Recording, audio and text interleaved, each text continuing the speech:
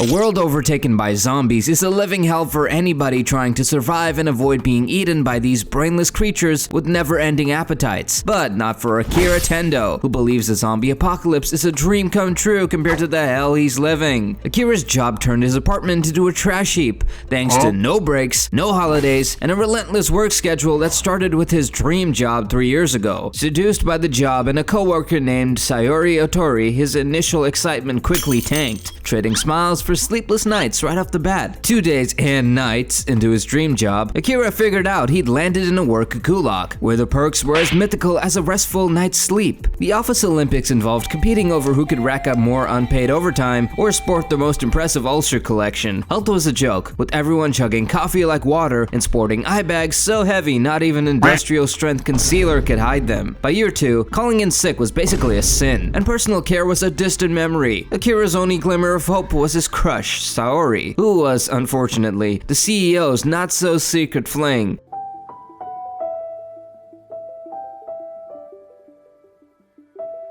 Stuck in a dilemma of leaving and potentially making things worse for everyone else, Akira spent year 3 at rock bottom, desperately seeking a way out. Whatever will he do? But now, sleep and hope were distant memories, and his world had dimmed. That morning, he slowly gets ready for work, only to find he's behind on parking rent. Great start. His attempt to sort it out turns into a horror show when he discovers the building manager is now a man-eating zombie. This jolts Akira out of his work-induced zombie state, sending him on a wild chase, complete with a door to the face, adding a splash of blood to his look. In his panic sprint, worried about being late for work, he finally pauses on a terrace, only to find the whole city has turned into a zombie fest. Does this mean no more office? I'm free! Best day ever! All colors have returned and his dream has finally come true. Using parkour to dodge zombies, Akira revels his first day off. But what about Sayori? Is she okay? Akira vows to live without regrets and bikes to her place. There, confronted with a zombified, leaking CEO, he delivers a verbal resignation, followed by a rugby-inspired window exit for his former boss. Aw, that's unfortunate. His first love has been zombified. Nevertheless, he confesses his love to her uncomprehending form before fleeing. With danger looming, Akira decides to make a bucket list of 100 things he wants to do and will complete before he turns into a zombie. Akira dreams he's back at his office being scolded but awakens, relieved to find it was just a nightmare. After 3 years, he finally cleans his apartment and does his laundry, rewarding himself with a cold early morning beer and some TV, where reporters' live updates affirm press never dies.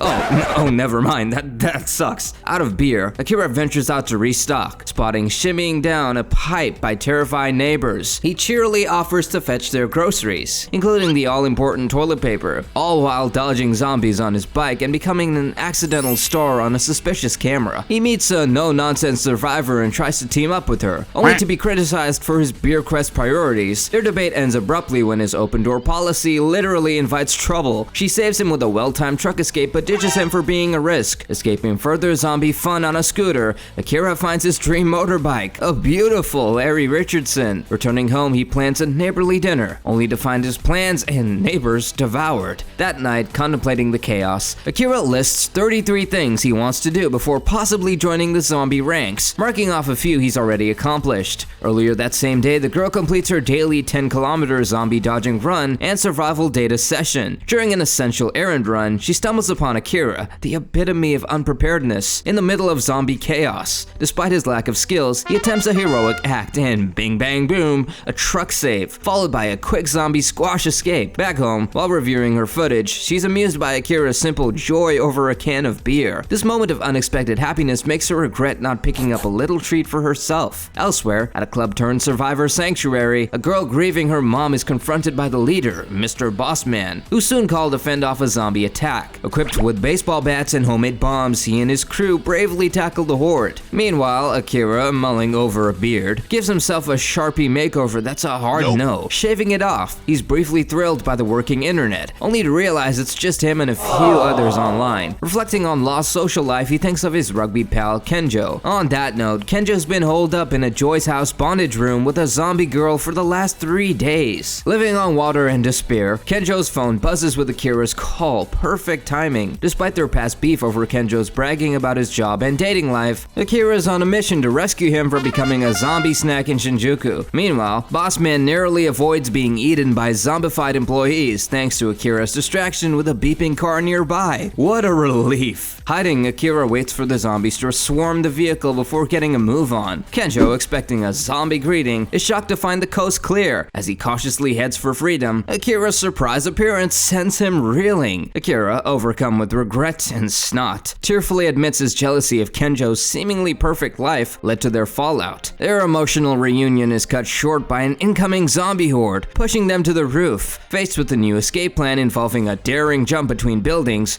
Akira leaps with action hero flair, landing safely and bloodied but alive. Kenjo, however, frozen by fear, reveals his glamorous life of contracts, models, and politicians was a hollow facade, confessing his true unhappiness to Akira. Now, having a full-blown meltdown, Kenjo confesses he was bragging about his life just to make himself feel better. He apologizes, yelling and crying that he wished he could have become a stand-up comedian. Just quit already and become one right now. If you're a stand-up comic, get ready and show me you can jump that distance. In a moment of do or die, Kenjo charges, stripping himself of every single piece of clothing mid-leap, all in a bid for freedom, leaving Akira in stitches. But physics betrays him, and he's left hanging. Akira, through laughter, saves him at the last second, though not without Kenjo scraping his family jewels. Safely on the rooftop, Kenjo and Akira bond over a beer, naked, because why not? Reflecting on the day's madness. The next morning, they've built a rooftop camp, where Kenjo cooks and Akira plays video games. While eating, Kenjo's banjo leads Akira to accept Kenjo's playful challenge about finding a girlfriend. In this zombie world? Good luck. Inspired by Akira's heroics, Kenjo suggests making Akira's bucket list their joint venture. Their next venture requires a widescreen TV. On the way, they encounter rubble and a chaotic zombie-driven gas tanker approaching them. Akira dons his trusty goggles and steers the bike into an underground mall, just narrowly missing an explosion, flying zombie heads, and another zombie horde. They take refuge in a department store, meeting 4 unexpected survivors, finding safety and plenty of food. Attempting to lighten the mood, Akira's conversation attempts falter while Kenjo finds success with one of the women. Motivated, Akira tries to impress by claiming he'll snort an entire bottle of tequila, all to rebel from his past job, leading to cheers from the group as he begins. Kenjo joins in by dancing naked while Akira flops to the floor, being able to make things fun even during an apocalypse. Nice. Ooh, never mind. Akira is quite messed up. While his friend gets hot under the sheets with attendant Maki, one of the other flight attendants, Yukari, checks on Akira and shows genuine concern. Suddenly, a scream alerts the bed duo to Reika, the third attendant, now a zombie. Thanks to their stupid male companion, the one that no one cared about, Reika attacks and munches on drunk Maki, then creepy crawls towards Kenjo before getting smacked with a trolley bag. Meanwhile, Yukari and Akira are talking about how their dream jobs ended up being non-glamorous and opposite to what they had initially thought. Although she still loves her job, she finds it hard when customers criticize. If it was your dream to become a flight attendant and you want to keep doing it, then who cares what an old geezer has to say? This motivates sweet Yukari, though their humble bond moment is cut short after the male companion attacks Yukari. Akira is enraged because his love story ended before he could even start. He grabs the zombie off of Yukari and punches him down the stairs, but it's too late. Yukari urges Akira to leave, but he resists. Yukari gently nudges him before telling him that becoming a flight attendant was her dream, after a flight attendant helped her deal with motion sickness when she was just a kid. She then pushes him away just as Mr. Zombie pounces on her again. Despite the danger, Yukari smiles, cherishing their moments together. Akira escapes, wailing. Poor guy meets up with Kenjo, who has nabbed the biggest TV who could find, making Akira feel a little better. They escape and make their way back to their roof camp.